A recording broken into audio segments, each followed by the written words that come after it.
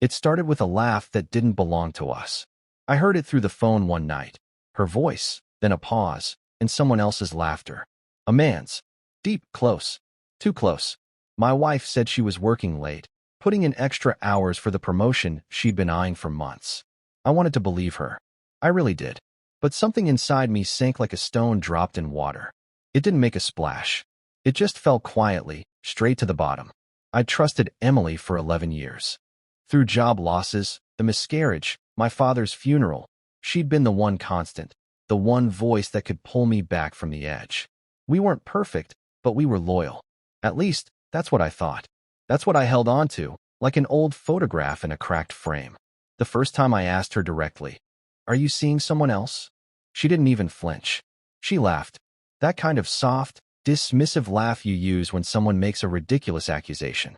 "God, no," she said, pressing her hand to my chest like I'd just accused her of robbing a bank. "I'd never do that to you." And in that moment, I wanted to believe her. I did. But lies have a weight to them. You can feel them, even when you can't prove them. They settle in the corners of a room, in the way someone avoids eye contact, in the sudden need to sleep with the phone under a pillow. I started noticing the little things. A second phone charger hidden behind the couch. New underwear tucked in the bottom drawer. Nothing extravagant, just not hers. Not the kind she'd ever worn for me. She began showering at odd hours, locking the bathroom door, even though she used to leave it wide open while brushing her teeth. I told myself I was imagining it, that after a decade, maybe we'd just grown distant, and this was me being paranoid. But then came the passwords. She changed her phone password one day. I caught it out of the corner of my eye as she typed it in. 6 digits. Not her usual 4. She used to joke she had nothing to hide. That joke vanished. I didn't confront her. Not yet. Confrontation felt premature, like bringing a fire extinguisher to a room just because it smelled faintly of smoke. No, I needed proof. Not for revenge, just for clarity. Closure. I needed to know I wasn't losing my mind. I bought a small software tool, legal, discreet, invisible. Something you'd only know about if you'd spent as many nights Googling how to know if your spouse is cheating as I had. I felt disgusting, like I was becoming someone else. A snoop, a spy in my own home. But what I found broke me. Not all at once. It chipped away slowly, like rot spreading beneath the paint of a house you thought was solid. There were texts, buried in an app I'd never seen her use before. Telegram. Discreet. Encrypted. Safe. The irony. The texts were to someone named Jay. No full name. No photos. But the messages were intimate. Not vulgar, not crude, but worse, familiar. Comfortable. The kind of ease you only find with someone you've known long enough to forget the need for pretense. Missed last night already. Your neck still smells like me. And then the one that twisted my gut into knots. Can't believe I almost said I love you. I scrolled back. Weeks. Maybe months of messages. Lunch meetups that weren't in her calendar. Hotel check-ins. Always between 2 and 4 p.m. The texts were careful, vague enough to offer deniability, but I wasn't stupid. I saw the pattern. But what hurt more than the messages was what came next. The photos. One selfie of her in the mirror. That green silk blouse she swore she hated, because I once told her it didn't flatter her. She never wore it around me again. But there it was, open at the neck, her lips slightly parted, a look in her eyes I hadn't seen in years. Not since our honeymoon. I stared at that photo for a long time. Not out of anger. Out of grief. That's when I realized I wasn't angry. Not yet. I was just tired. Tired of pretending not to see what I'd been staring at for months. So I did something I never imagined I'd do. I took screenshots. All of them. Every message. Every image. I saved them in a folder labeled Receipts and emailed them to myself. It felt clinical, like gathering evidence at a crime scene. Except the crime was my life. That weekend, I took her to dinner. Just the two of us. Somewhere nice. Italian, candlelight, soft music. The kind of place we hadn't visited since before we got too tired to dress up. She wore that same green blouse. I nearly laughed. The irony was bitter. We talked.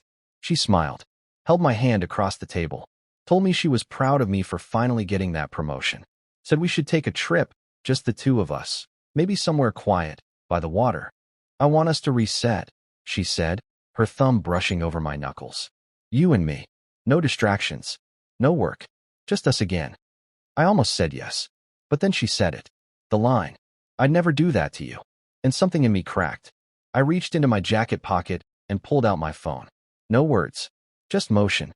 I slid it across the table, the screen still lit from where I'd queued up the folder. Receipts, it said at the top. She looked at it, then back at me.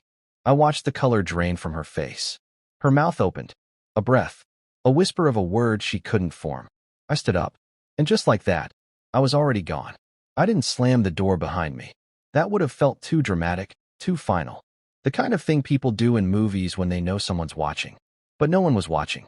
It was just me, and the echo of my footsteps in the parking lot, and the burn of headlights sweeping across the cracked asphalt as I walked past them. I didn't even take the car. I left it.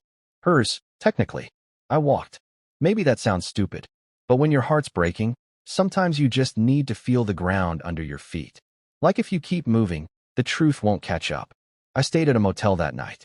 One of those places where the carpet smells like dust and old cigarettes, and the lamp on the nightstand wobbles if you bump the table. But it was quiet, and I needed quiet more than anything. My phone buzzed for hours. Calls, texts, voicemails, most of them from Emily, some from friends, mutual ones, the kind who always said things like, "You two are rock solid," or "If you guys can't make it, who can?" I didn't listen to the messages.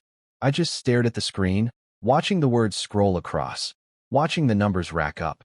It's strange how a person's voice can go from comfort to static in a matter of hours. The next day, I went home when I knew she'd be at work. I didn't want a confrontation. I didn't want tears or explanations or the classic, "it didn't mean anything" speech. I just wanted my things.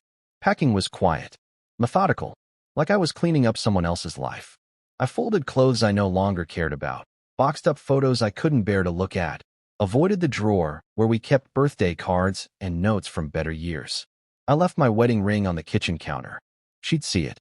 I also left the folder, printed this time. Every screenshot, every message. I slid it under the edge of her laptop. I wanted her to see it not just on a screen, but in her hands. Heavy, real. That night, I slept at a friend's place. Joel.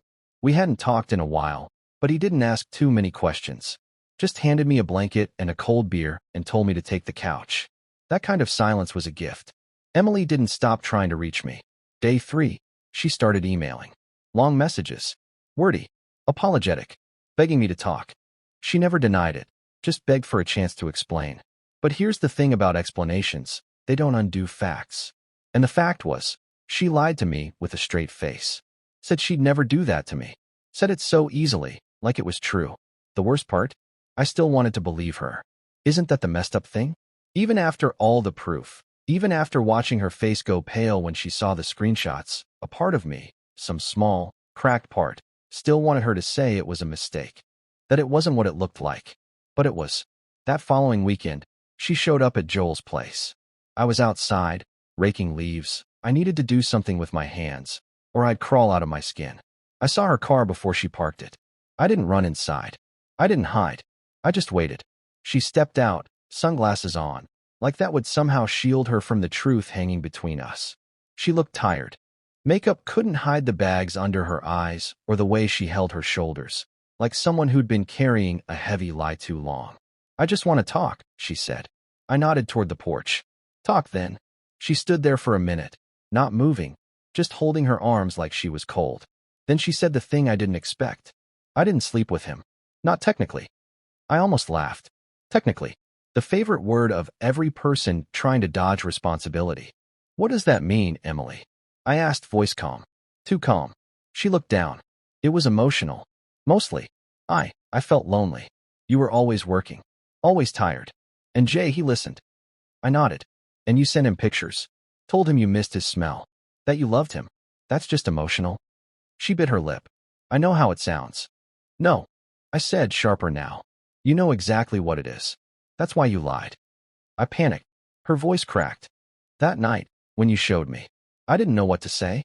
I just wanted to fix it." I shook my head. "You wanted to avoid consequences. That's not the same." She stepped closer. "Can we at least talk about what comes next?" And there it was. The thing I'd been dreading. The soft plea wrapped in logic. The beginning of the negotiation. But I'd already made up my mind. I looked at her, really looked. This woman I'd once dreamed of growing old with. The one I shared inside jokes with. The one who used to dance in the kitchen barefoot while pasta boiled on the stove. I didn't hate her, but I couldn't trust her. And without trust, love is just a memory you keep visiting because you miss the view. There's no next, I said quietly. Not for us. Her eyes filled, and for the first time, I saw real fear there.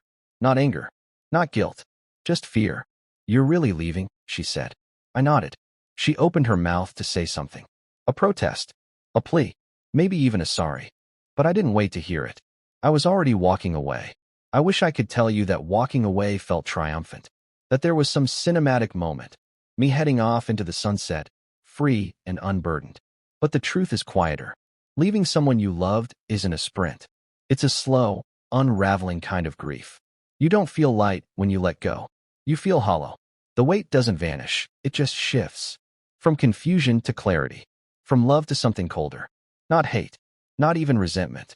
Just distance. Like closing a door in your own home and realizing you're never walking back through it again. I stayed with Joel for a few more weeks. Long enough to find a new apartment. A small one-bedroom with creaky floors and too much sunlight in the morning. But it was mine. Just mine. The first night I slept there, I sat on the floor with a pizza box and a bottle of something stronger than I usually drink. No furniture. No music. Just me and the kind of silence that doesn't ask for anything. I checked my email. She'd written again.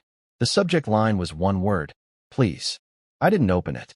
I didn't need to. I'd read enough in her previous messages. Regret, remorse, reflection, all too late. There's a moment in every heartbreak when you stop hoping they'll say the right thing. You stop needing it. Not because you don't care, but because caring has an expiration date. You don't get to keep someone's heart on a leash while you decide what yours wants. She made her choice the moment she typed those messages. The moment she locked her phone. The moment she looked me in the eye and lied. I'd never do that to you. It played on a loop in my head for weeks. Like a song you used to love that now makes your stomach twist. I started hearing it everywhere, in ads, in overheard conversations, even in my dreams. There was one night I woke up sweating. In the dream, she was sitting across from me again, same restaurant, same green blouse. Only this time, I didn't show her the screenshots. I didn't say a word. I just stared at her, and she kept smiling like nothing was wrong. I woke up choking on air. That's what betrayal does. It rewires your memories.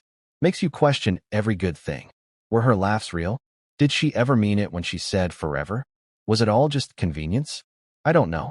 And maybe that's the part that hurts the most, not the betrayal itself, but the hole it leaves in everything you thought was solid. Still, I got through it. Day by day, I started cooking again, reading, running at night when the city's quieter, when no one's watching. I went back to therapy, told my story out loud, stripped it of its shame. I started telling friends the truth when they asked how I was. Not I'm fine, just I'm healing. They say healing isn't linear. I believe that now. Some days I missed her so much I could feel it in my teeth. Other days, I'd forget for hours that she ever existed. Progress is strange like that. It doesn't announce itself. It just shows up one day in small ways. Like realizing you don't remember the last time you thought about her laugh. Or waking up and noticing your first emotion isn't sadness. Months later, I saw her again. Not in person, just a tagged photo on social media. She was smiling with friends, holding a drink, some rooftop event with string lights and curated joy. It didn't stab like I expected. It just felt distant. Like watching a movie you used to love, but now you don't remember the plot. A friend called me not long after. Hey, just heard about you and Emily. I'm sorry, man. Didn't see that coming. I laughed gently. Neither did I. He paused, then said, she always said you were the safe one. I nodded, even though he couldn't see me. Yeah, I was. Safe isn't a weakness. I know that now.